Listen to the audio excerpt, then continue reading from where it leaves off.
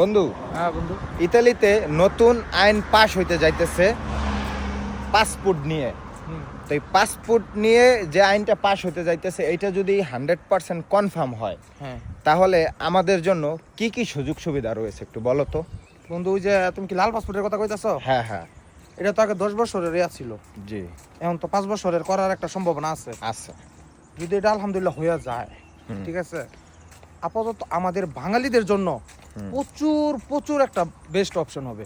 ঠিক আছে, কারণ আমরা বাঙালির এই দেশে আসার পরে এমনও বাঙালি আছে 20 বছর রয়েছে, তো 15 বছর 12 বছর, ঠিক আছে, তাদের কোলে কাগজ বা লাল পাসপোর্ট পাইতেছে না।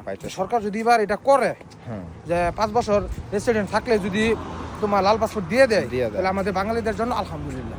ঠিক আছে, মানে আমাদের সবার জন্য একটা ভালো একটা প্লাস পয়েন্ট, একেবারে প্লাস পয়েন্ট। ঠিক আছে, তো সবাইয়ের কাছে একটাই অনুরোধ, সবাই যেন এই বিষয়টা নিয়ে সাপোর্ট করে এবং কি দোয়া করে। যাই হোক, জুন মাসে ভোট হবে, হ্যাঁ, এই ভোটে যদি পাশ হয় আলহামদুলিল্লাহ ইতালিতে ভোট বা না ভোট হবে। হ্যাঁ, ইতালিতে 5 বছর রেসিডেন্স থাকলেই লাল পাসপোর্ট দেওয়ার সম্ভাবনা আসছে।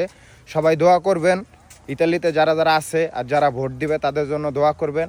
ভালো থাকবেন সবাই, খোদা হাফেজ, আসসালামু আলাইকুম।